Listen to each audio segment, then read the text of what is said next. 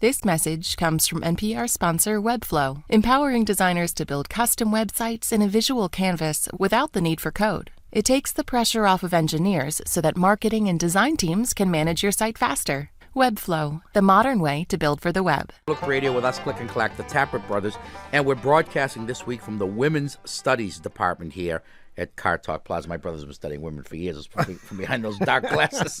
We have done some joking recently at the expense of that other gender. Well, what do you mean we, Kimosabe? You haven't participated? I've just sat and listened like every other person in the country who's been incensed and outraged. My wife. But in the interest of fairness, I thought we ought to do something a little different. What, like stuff a rag in your mouth? No, I have here quotes. I would call them women's wisdom. And we have even attribution, so we know who said all these things. For example, I'm not offended by all the dumb blonde jokes because I know I'm not dumb. And I'm also not blonde. Dolly Parton. Oh, God. Here we are. Lily Tomlin. Things are going to get a lot worse before they get worse. A male gynecologist is like an automobile mechanic who never owned a car. Carrie Snow. I don't know who you are, Carrie, but that's good. Who's Karen Leshin? I've never heard of her either. Don't know. But if she has something important to say, then don't let that stop you. 35 is when you finally get your head together and your body falls apart. Whoever thought up the word mammogram? Every time I hear it, I think I'm supposed to put my breast in an envelope and send it to someone. Jan King, whoever you are. So I hope I've redeemed myself just a little bit. Assuaged all the anger. Yeah. The vitriol. The viciousness. Yeah. Fat chance. You got a long way to go, baby. Well, if you want equal time, or better yet, if you have a question about your car, our number is 888-CAR-TALK. That's 888-227-8255. A lawyer on Car Talk. Hi, this is Nancy. Hi, Nancy. Where are you from? Well, I'm calling you from Irisburg, Vermont, but I actually live in our fair city. Really? Yeah. Irisburg, Vermont. So you're vacationing in Irisburg? Yes. Great. What's it near, Irisburg? Well, it's about 20 miles from Canada. Oh, it used to be Iceberg, Vermont, but they didn't get any tourists, so they changed the name. That's why it's nice to go to. Which fair city are you from, Boston? Cambridge. Cambridge? Yeah. What can we do for you, Nance? Okay, well, this is the story. I have a Ford Festiva, which I love. Mm-hmm. On June 30th, I was driving back from Worcester, and when I got to the toll booth on the turnpike, I stepped on the brakes, and the pedal went down to the floor. Not good. And so I had about 1 second to decide, should I pull over and get towed, or should I keep driving and go to the garage where I had all the brakes done 2 years ago. You were, excuse me? You were going to continue with no brakes? Well, I see, when I pumped the brakes, the car actually stopped. Of course, got it. Right. And you were encouraged by that. Yeah. It's interesting when people have a choice between possible death or spending money. Or inconvenience. They will choose possible death. Yeah, well, I figured I wouldn't have to step on the brakes again until I was off the highway. Okay, so don't keep us in suspense here. Right. Did you make it or did you get killed? No, I made it. I had a very exciting half a mile from the exit to where the garage is, and walked into the garage, and I was shaking. And I said, this is what just happened. I don't have an appointment, but, you guys did do my brakes 2 years ago, and, So you're gonna hold them responsible for what they did? Of course. That's right. Why not? Someone's going to be to blame. So they said, no problem. We can look at it in about 10 minutes. So I sat down, and about 20 or 25 minutes later, they called my name, and I went up and they said, well, we took it out, and there's no problem with your brakes. It wasn't doing what you said it was doing. Yeah. So here are your keys. So that was 6 weeks ago. And it hasn't done it well, since. I've been afraid. I've only driven 200 miles since then. Okay. So how did you get to Iceberg, Vermont? In a different car. Of course. Good thinking. Good thinking is right. So anyway, my question is, am I nuts to be driving this, and what should I do? Take it to a different place. Gee, Okay. I heard a little voice in my earphones. Yeah? It must have been Dougie saying, "Answer the question." No, that was your conscience. You know, we've been on vacation for a while, Nancy. You may have figured that Yeah. out, and we're a little rusty. But I do have an answer. Yeah, so do I. Okay. What happened was your brakes overheated, and when they overheated, the brake fluid began to boil. And it was probably a hot day when you were driving the car, and you had been driving it on the pike for a while, and whatever was stuck and caused the brakes to overheat and thus the fluid to boil got unstuck and cooled off everything when you got into the gas station. By the time you got to the... Or it didn't get unstuck, but everything cooled off at least. Everything cooled off enough so that the brake fluid was no longer boiling, and the brakes were restored to their previous splendor. So you either have a stuck caliper or a stuck emergency brake, which can also cause this, or a clogged brake hose. There's a brake hose that's clogged either because the rubber has deteriorated and inhibited the return flow of fluid after you've applied the brakes. The other possibility, of course, is the master cylinder is no good. I should mention that. Right. So they should check those things, and one of those things is going to come out positive. Even though the brakes have been working now. Yeah. And Sure, the reason they they've been would working work now fine. is you haven't driven it far enough and hard enough to have the thing overheat. Yeah, I mean, if you want some excitement and you want to really prove to yourself that we're right, just go back to Worcester. Better than that, drive up Mount Washington. But put your affairs in order before you do it. So, I mean, it will probably be okay driving around town.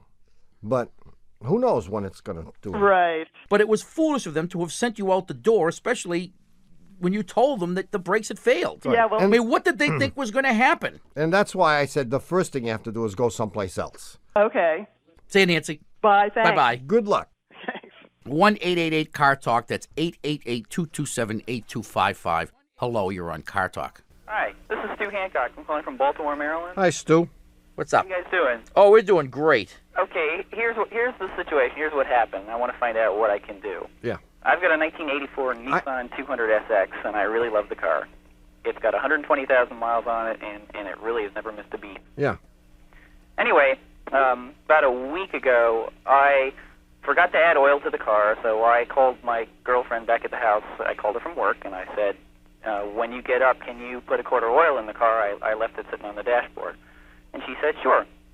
So she came down to where I worked down in Bethesda afterward, and she had apparently done so. I asked her if she'd put the oil in the car, and she said, of course she had. And she said it didn't take very much. Let me guess. Oh, the radiator.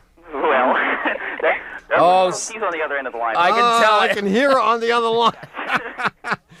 I was going to guess radiator or gas tank. well, either I'm one. not that dumb. Oh, Either which one would've been- dumb? Would have been kind of a real disaster. But then she said it didn't take very much, and that the oil looked real clean on the end of the little dipstick that was attached to the filler cap.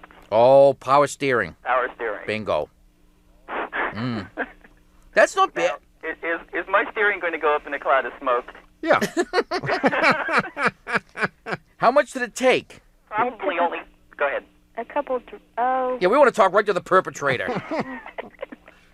A few little slurps in. Slurps. Slurps. How big? A slurp is like 2 ounces. Yeah, Yeah. it's 3 or 4 ounces. I looked in the oil container afterward, and it didn't take very much. Yeah. Okay. Well. Now, how you've driven with this this mixture? Yeah, probably a week. This is a lot of silence, guys. Oh, you're done. Well, we're trying to figure out how to break it to you. So, Well, I mean, it's going to cost you about $5,000. engine oil is not going to do the power steering pump much good. Yeah. The question is, how much damage can it do? And the reason for the silence is I don't know how much damage it can do, but I know Right, it because isn't none gonna- of us has ever done anything this bonehead before. I mean, you're going to be real dumb to do something like No, that. we're only kidding. This has been done many times before. As a matter of fact, just recently, we had a customer that did the same thing. And it was a he. And, vindication. And nothing at all happened. What we did, however, was we drained it out and flushed it through a couple of times with clean power steering fluid. In other words, we opened the system, we let everything drain out, we filled it with clean fluid, ran it, drained it out again, and then we did that a couple of times. How And tough is it to drain? how tough is it to drain? Well, it's actually pretty easy. If you guys tell us where the little hole is, that you Well, it It isn't. isn't exactly a hole. You have to remove one of Wait, the hoses. What's your name, Stu's girlfriend? Carla. Carla? Yeah. Yeah. Carla, don't worry about this. This is nothing. On top of which, if it were something, this car is ready for the boneyard anyway. So, don't worry about what you did. Who cares? It's only a car. It's not time to get a new guy then. Well, it depends on how he takes this. If he can't take a joke and he can dump the car and you can dump him. Okay. Yeah. Sounds fair. But have the thing. You go to the gas station and have them do it. Tell them you want it drained and flushed, and don't worry about it. And incidentally, you should check the dipstick because maybe you are low on oil now that you didn't add it to the right place. I actually got around to doing that. Yeah. How much oil does this jalopy use? Oh, it uses a quart about every 3,500 miles. Oh, That's nothing. nothing. It's still running real well. Oh, yeah. This is simple. Yeah. No, I don't think anything is gonna happen. I think you're probably in good shape. Yeah, because it's so little. I mean, if you had put a quart in, which would be ridiculous because how could it hold a quart? But if it were all that much of engine oil, then it would probably ruin everything. And But if with you a had few put ounces, yeah, if you had put it, for example, in the brake fluid, that would have been a disaster. But you didn't do that. Yeah, so that was So, good. Carla, when you bring this car down to get it flushed out, Take it. tell him that your boyfriend did it. See you later, folks. Good luck. Bye-bye. Bye. 1-888-CAR-TALK or 1-888-227-8255. Hello, you're on Car Talk. Hi, this is Julia from New York. Julia, Yes. from New York in general? Or I'm from Manhattan. Oh, yeah, the real New York. Yeah. No kidding. Yeah. Well, not originally, but I'm here now. And you drive a car? No. No. God, no. No. No, this question actually has more to do with my parents, Oh, who live in Reno, Nevada. yeah. And they have a 1984 GMC Suburban. Yeah. And recently it's become on its last legs. And my father has decided, because I don't know why, because that instead of possibly turning it in or looking for another car, he would rebuild this engine. Therefore, he bought himself a new engine, and he took it upon himself to replace this engine. Oh, so he bought the engine in a crate. He's going to transplant. Yeah, he's doing. He's going to do this himself? He's doing it with a friend, some friends. How old is Dad? Dad, damn! If I tell Dad the age on the news, on the radio, he'll kill me. Well, do it in scientific notation. Oh, give us a... Is it like 0.65 times 10 to the second? Is he retired? No. He's not? No. Is he over 50? Yes. Is he over 70? No. No, that's fine. That's close enough. Okay. He's nuts. Well, see, I know that, and you know that. Yeah, no, And my actually, mother I don't knows think that, but I don't think he's nuts. I think this is a perfectly reasonable thing to do. well, here's the thing. He's been working on it. He's worked on it for a couple weekends now. I mean, That's all? Well, let me back up. Yeah. He had the engine sitting in their warehouse. They own their own store, and it was sitting there for a very long time. Yeah. And he finally got around to starting doing it, and he's having problems. And I'm very worried about what this is going to do to my parents' marriage. Oh. No, I think you're all wrong here, Julia. Okay, why? Because there is nothing that your mother would like more than to get your father out of the house. I mean, you ask any 50s type age woman, what would you like most in the world? A fur coat? A Lincoln Continental? A Mercedes? Or get your husband out of the house? And There's not a day women... that goes by that my mother doesn't call me and ask me to take my father away for a couple of weeks. Yeah. Don't you want your father to stay with you for a couple of days? Can you do something with him for a couple of weeks? So there is nothing that would make your mother happier than having your father be out in the garage with his buddies, drinking beer and smoking cigars and reading books. Wiring diagrams. Actually, Something he's like read it. the wiring diagrams, and it's him and this guy and their dog Yeah. in a warehouse. Yeah. Oh, in a warehouse. In a warehouse. So he's not even stinking up the garage with this. No, They got a warehouse to do No, it they in. have a warehouse that they're doing it in on the days Oh, off. I'll tell you, right now there are shivers running up and down my spine because that's what I dream about. I mean, there isn't a guy Never seen listening. this warehouse. Don't There dream isn't that a hard. guy listening on the entire planet who isn't saying, a warehouse? A dog? His buddies? No, because you know why? Smoking cigars? It satisfies the hunter instinct in all of us guys. I mean, what could be? He's hunting He's hunting. Hunting the wild. Hunting the wild Suburban. Transplant. That's what he's doing. He's hunting And the what can be wild- better than having your compatriots and a dog and a couple of Cuban cigars or a couple of Cubans? Yeah. See, the problem is I'm here and they're there, so I don't really know exactly what's going on except for what I am informed of. Well, here's what you do. Start calling your mother once or twice a week. And don't say anything about it. Just talk about the usual things that you talk about. And try to notice over the course of the next couple of months whether she has a new lilt in her voice. If she's happier. If she starts smiling and laughing a lot. And once in a while you say, well, how's Dad? And she'll say, and that's it. And I'm going to predict it will strengthen their relationship. In the long run, this will have a very positive impact on their relationship. Okay. This is great. Right, every old geezer needs a Suburban. I'm going to get one for my brother in the morning. Hey, thanks for calling, Julia. Keep us posted. I will. Bye. Bye. Interesting. Well, very interesting. Yeah. And very important, I might add. Yeah, me too. Okay, Tommy, do you remember last week's puzzler? Did it have to do with 3 clams in a martini bar? No, that was the joke that Dad told us.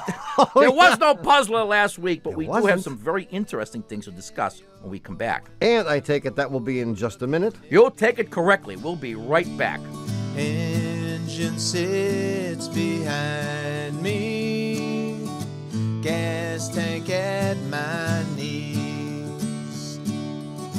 The car smells like gasoline, but I keep it clean. Hurtling mass of metal, yeah, you're going down the road doing 60.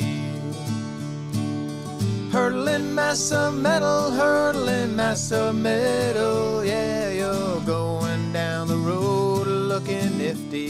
And even though the planet Mars turns around and scoots away from Earth as soon as it hears us say it, this is NPR.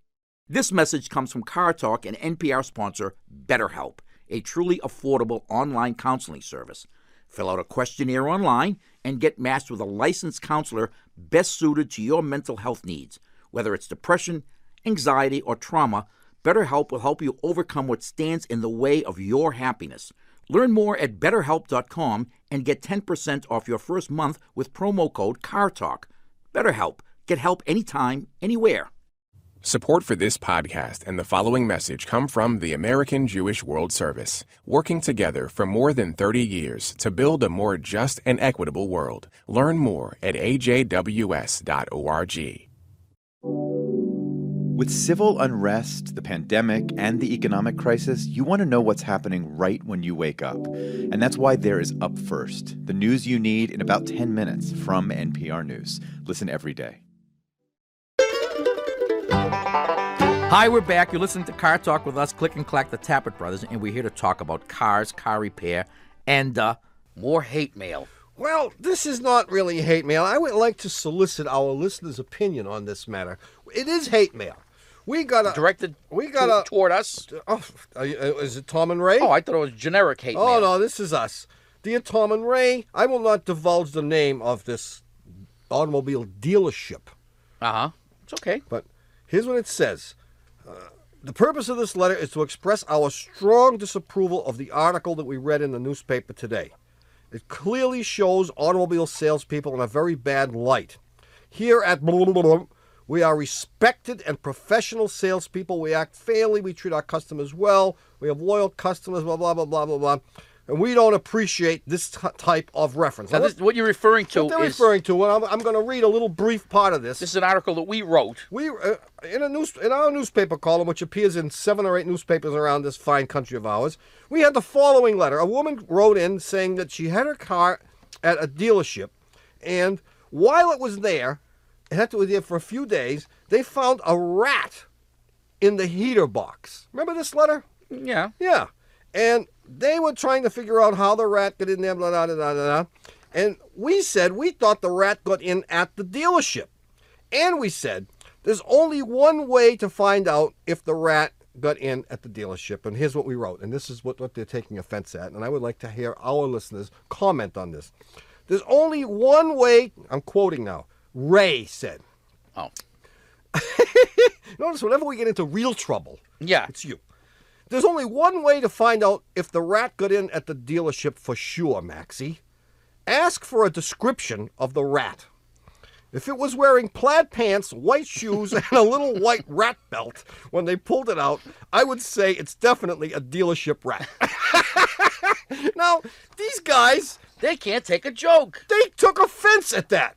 Now, I ask, is that something to take offense at? I mean, I think it's perfectly reasonable. He was wearing plaid pants, white shoes, and a little white rat belt. I thought that was kind of cute. Just felt right. I don't know. It just didn't feel right. Anyway, if you'd like to talk to us, our number is 888-CAR-TALK. That's 1-888-227-8255. Hello, you're on Car Talk. Hi, this is Karen from Arlington, Virginia. Hi, Karen from Karen, Arlington. how are you? I'm fine. I'm actually talking to you from Washington, D.C., and if you suddenly hear the noise of small children, it's because I'm in the middle of my day camp. Cool. Okay, and you're not a lawyer or a politician, is that correct? No. I'm a camp director. Excellent. Camp director, okay. Excellent. So what can we do for you, Karen? I have a Ford Taurus station wagon that has a mysterious shaking problem.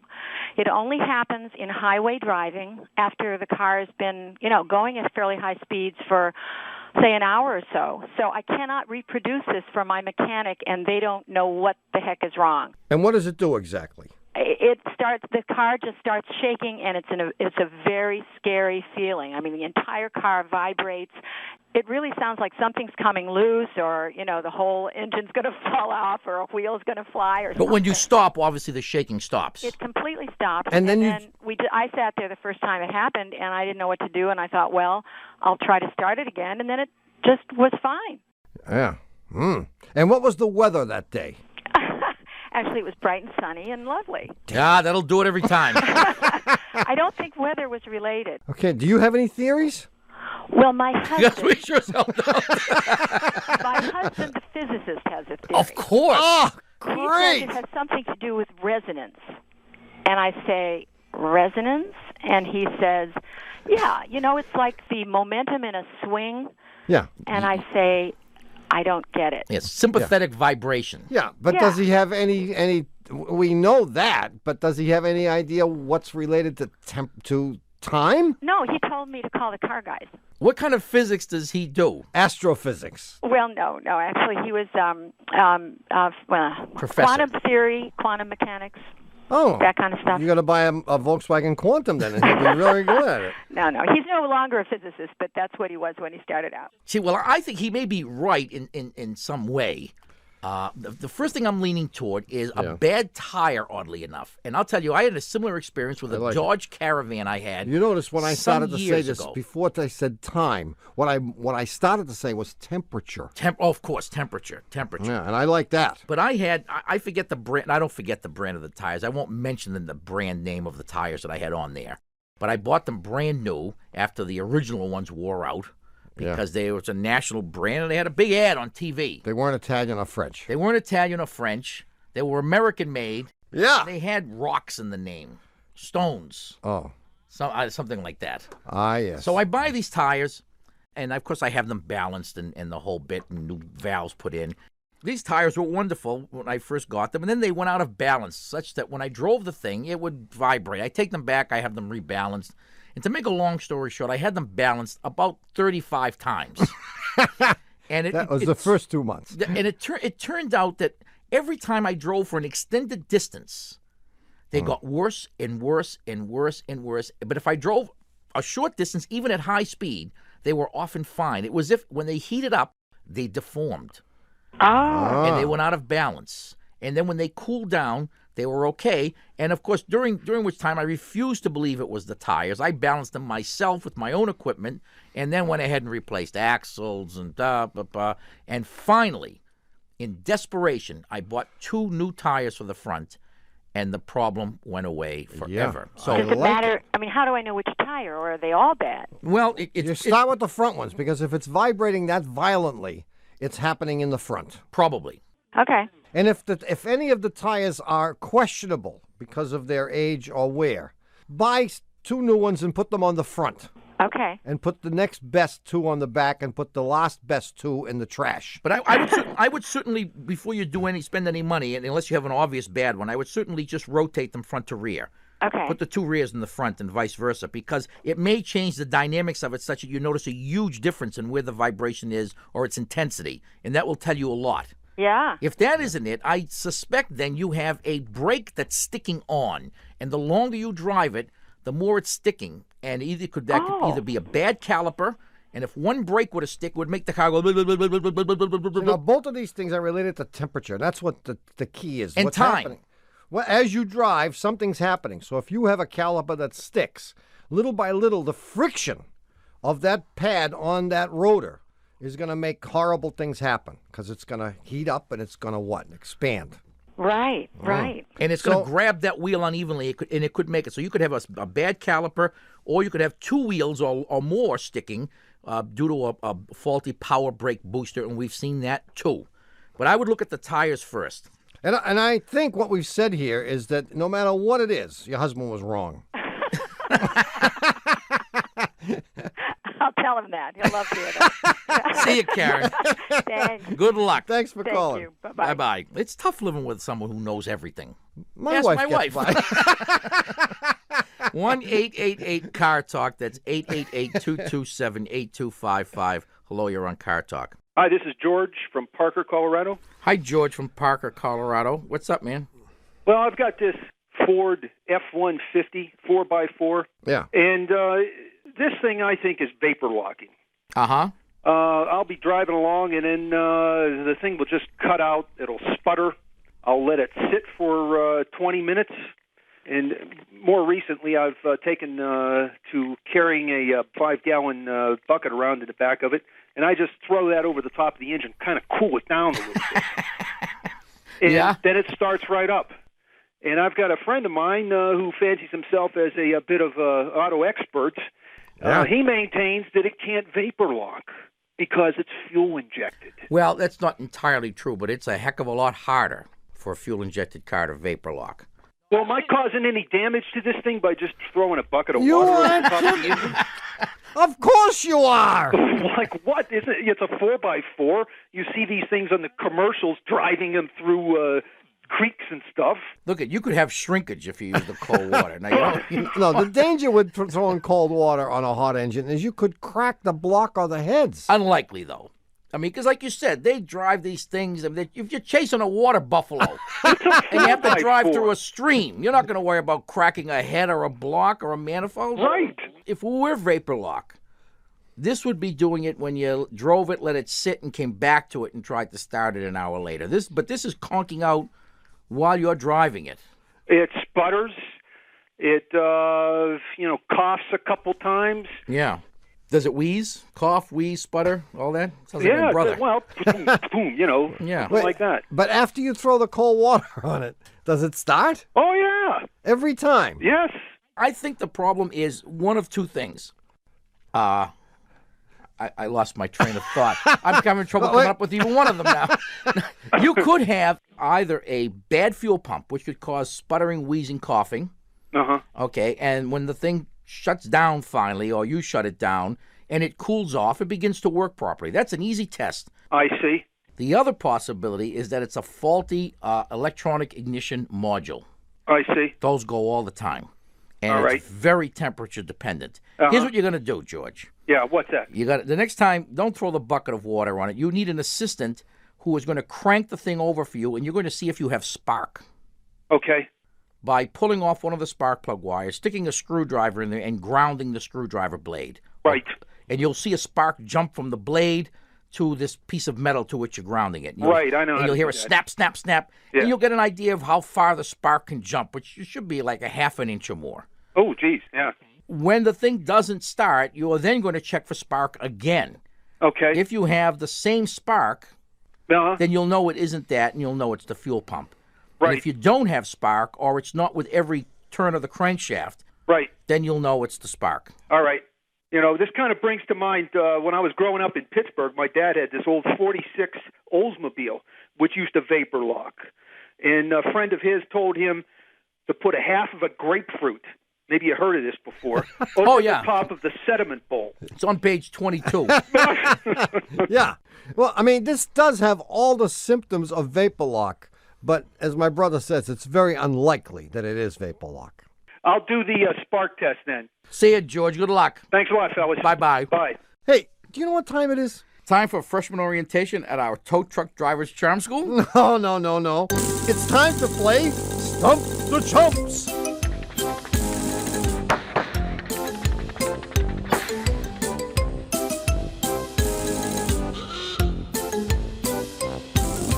This is the part of the show where we hunt down a previous caller to see if the advice that we gave was really great. Or just grating. So who's our lucky player this week? It's Ed from New Jersey. And get this, not only did Ed call Car Talk a few months ago, but it turns out we have a much deeper history with Ed. Oh, you guys did time together? No, but when Ed was a tyke, many moons ago, he enrolled in a certain adult education course on auto repair that you and I taught back in the 70s here in our fair city. Oh, yeah, that holistic healing for your car. It was very popular, yeah. Oh, yeah. The Attorney General certainly showed a lot of interest in us at that time. Anyway, recently, Ed's son was having a bit of trouble with his Ford Taurus that wouldn't start, so he gave us a call.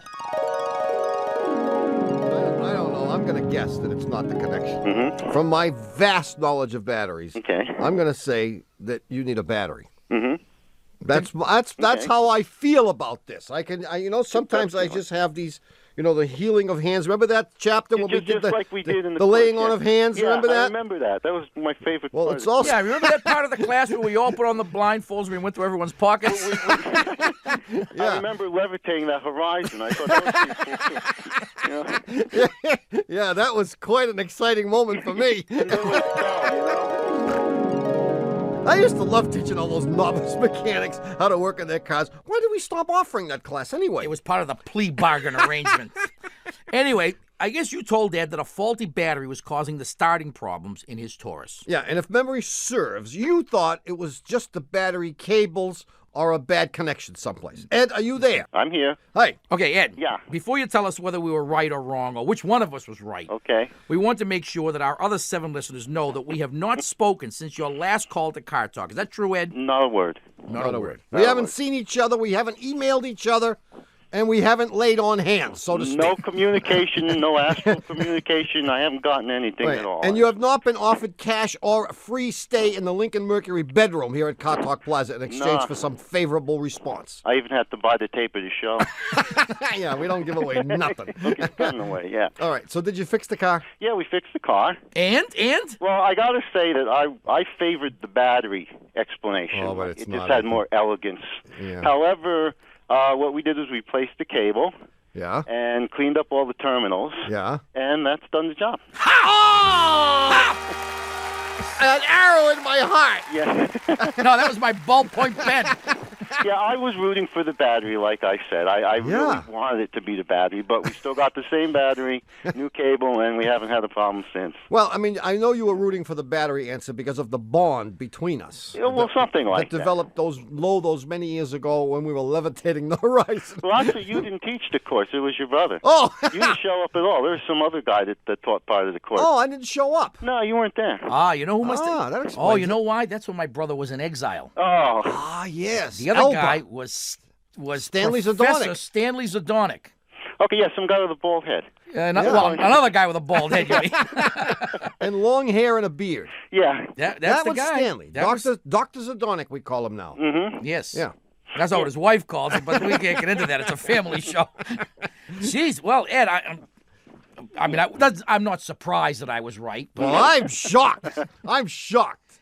Well, that took care of it. It's been, since the time. It's available at newmansownfoundation.org. Good question. That's a really good question. It's a great question. This is free therapy. Thank you for asking me that. God, that's such a good question. That's an interesting question. But what Fresh Air interviews are really about are the interesting answers. Listen and subscribe to Fresh Air from WHYY and NPR. Ha! We're back. You're listening to Car Talk with us, Click and Clack, the Tappert brothers, and we're here to discuss cars, car repair, and S-206 forms. This is sent to us by Larry Sherman from somewhere. The British military writes officer reports called OFRs, Officer Fitness Reports. The form used for Royal Navy and Marines fitness reports is Form S-206. Aha.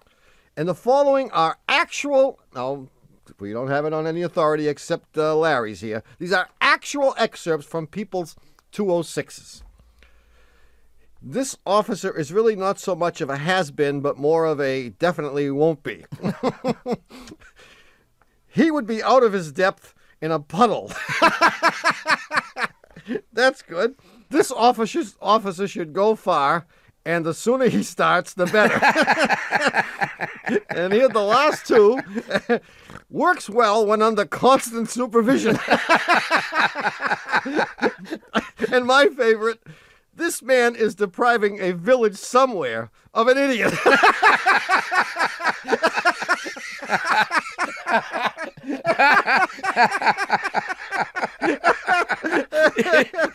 That's good. Depriving a village somewhere. I worked with him, I think. All right. Those are good. All right. This is normally the time where we give you the new weekly puzzler, but there is no new puzzler this week because our dear puzzler is on summer vacation. Where is it? San Diego? No. Chicago? No. Atlantic City? Possibly. Like the rest of us, the puzzler needs a little time every year to get refreshed, renewed, and with any luck, a little less crummy. So if you're dying for a puzzler, you can try one of our archival puzzlers, which you can find at cartalk.com. And if you'd like to call us about anything, the number is 1-888-CAR-TALK. That's 888-227-8255. Hello, you're on Car Talk. Hi, this is Tim from Seattle. Tim. How you doing? How you doing, man? I'm doing all right, but I have a serious Dodge Dart problem that I'm hoping you guys might be able to help me. Can we help you? Are you kidding? There isn't a Dodge Dart problem in the world that we don't know the answer to. Till now. Yeah, until now. What portion of the car does it relate to? Everything except for the last 2 feet of the trunk. Oh, it's rust then, huh? Yeah, my car sunk in a lake. No kidding. Oh, jeez, really? Yeah. Oh. How did this happen? My mom flew in from Rhode Island to visit me, and so I was going to take her sea kayaking in a lake here in Seattle. And I parked at the top of the boat ramp and put the kayaks in front of the car at the water's edge.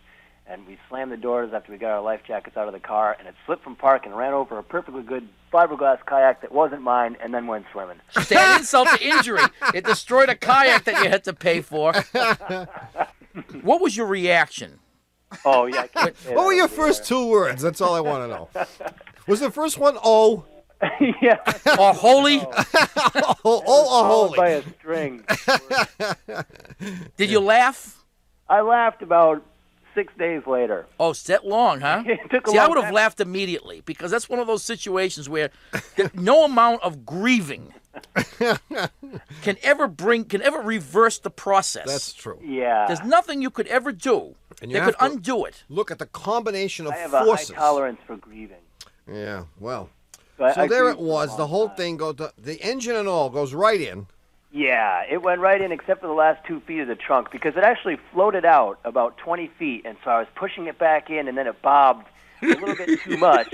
And, of course, it was a nice day, and my driver's window was down, and so when it bobbed that last time... It went glug, and that was it. Yeah.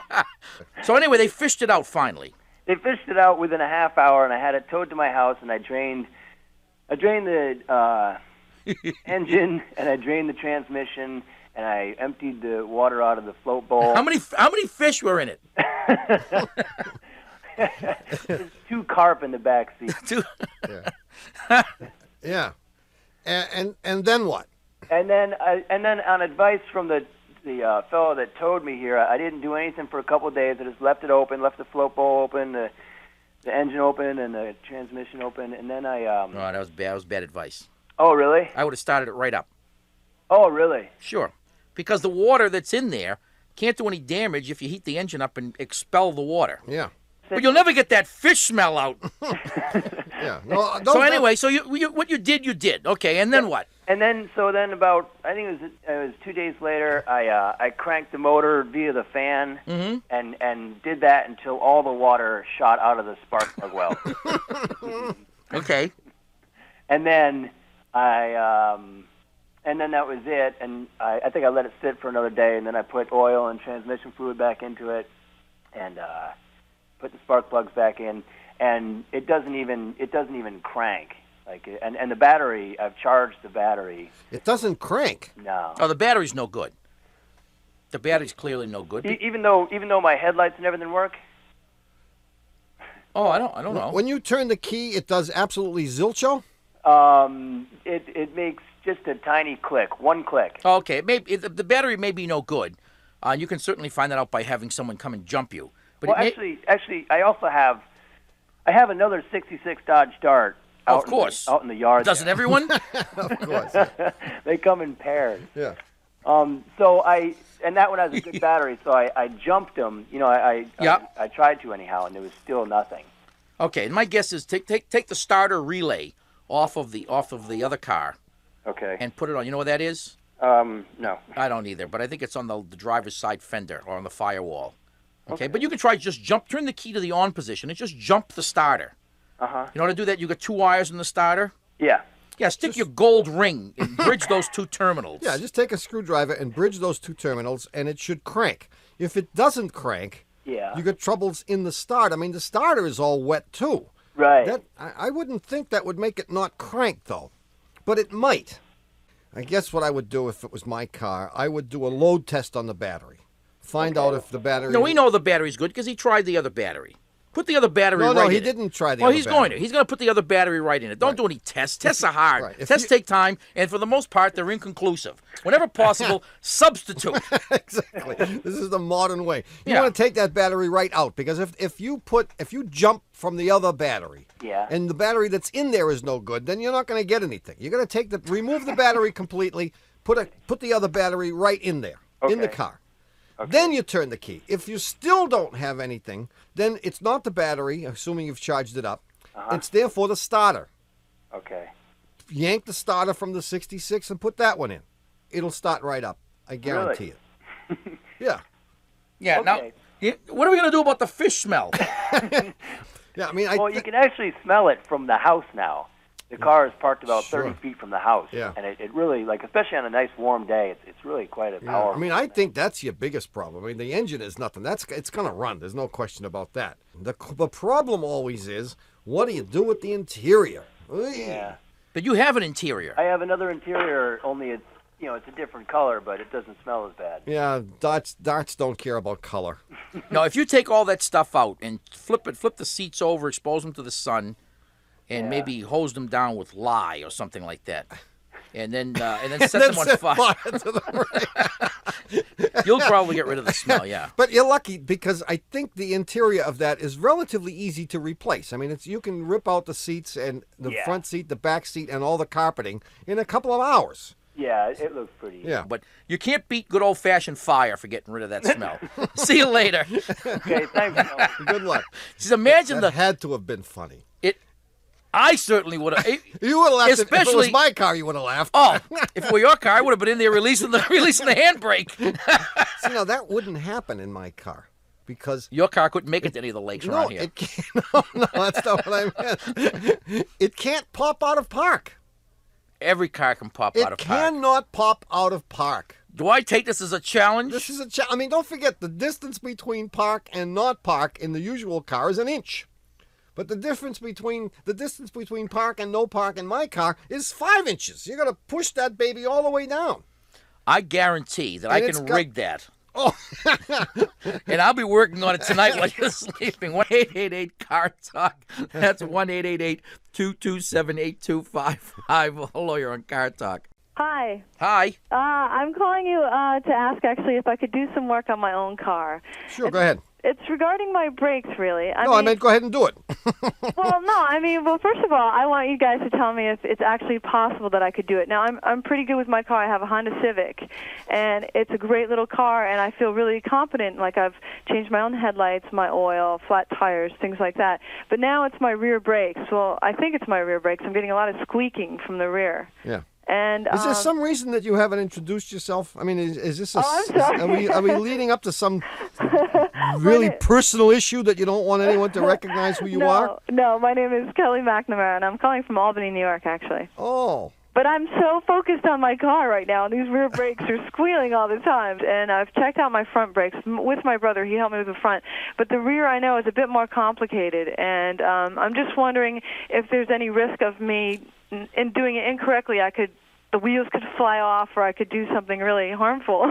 Sure. Yeah, all of the Absolutely. above. Yeah, I mean, there are also some special tools required to work on the rear brakes. The front don't require much of anything. You take the caliper off, you squeeze the caliper piston in. You slide out the pads, you slide in new pads, you hope for the best, and you're all done. Slap the caliper back on, and you get inside and you pump the pedal, and all is done. It's pretty simple. Right. But the rear brakes have an adjusting mechanism. They have springs that hold the shoes to the backing plate. They have springs that hold the shoes to each other.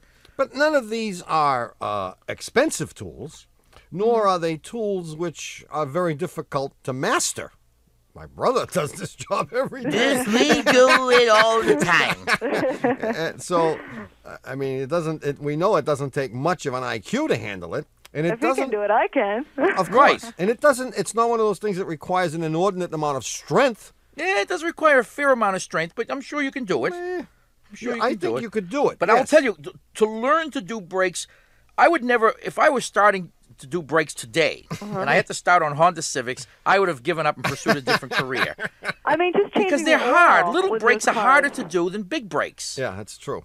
It's hard. I mean, the way the car is designed now, I mean, the oil filter alone is at the bottom back of the engine. I think they're made so you have to go to someone, a professional, you know? No, well, a professional. Someone stupid enough that he would make a living doing that. That's what it really is. Or couldn't make a living any other way. Right. I feel like I could do the rear brakes. Well, I think you could do the rear brakes too, but I don't think you'd want to learn how to do it in your driveway without any kind of supervision. That's not how you learn things. Right. I mean, it would be really great if you could do it with someone who has done it before. Here's what you do. First of all, you don't need brakes anyway. No, you don't. I mean, no one does? No, I don't think just Kelley. Just Kelley. No, you don't need brakes because the squealing is being caused by something else. Do you think so? The brakes are not worn out. Yeah, I'm 99% sure. And you, at the very least, you can pull the drums off and check the brakes. All you need to do is jack the car up one wheel at a time, as if you were changing a flat. Right? Right. You know how to do that. Yeah, no problem. Make sure that you have jack stands. I do. Yeah. Don't leave it on that piddly little jack and then pull the wheel off and drop the car on your ankle. No, that would hurt. Okay, you remove the wheel, and then you're going to remove the drum. Right. With the handbrake release, if you give the drum a whack with a hammer, it'll pop right off. And you can look at the shoes, and if they're at least a 1/16 of an inch thick or more, or at least that covers if they're a it, yeah. 1/16 of an inch thick or more, then that's all right. And it's probably not the source of the noise. Now you may find out that the emergency brake is sticking or all that, but if you have linings there, that's not the source of the problem. But I was going to suggest this.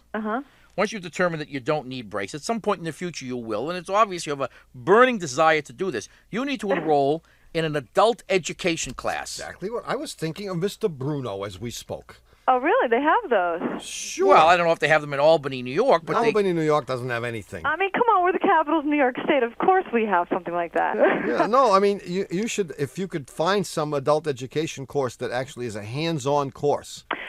Boy. Right, that sounds good. Now, could it be, what would it be if it wasn't? I mean, when I had my New York State inspection, they did clean my brakes. They said, yeah, your brakes are squeaking, we cleaned them. So that was just in June. And for 1 month I was away, so I didn't even drive it for a month. So could it be like brake dust or something? Well, it could be the brakes are glazed, and that's what they did when they cleaned them. But at that time, if the brakes were worn out or even close to worn out, they would have told you. They would have told you to replace them. Oh, So really? You don't need brakes. But if you, as my brother says, if you really got the hots to do something with the brakes, jack it up, take off the drums, look at them a little bit. But you may not be ready for an automotive repair course. You may want to start out with like a course in Lexan.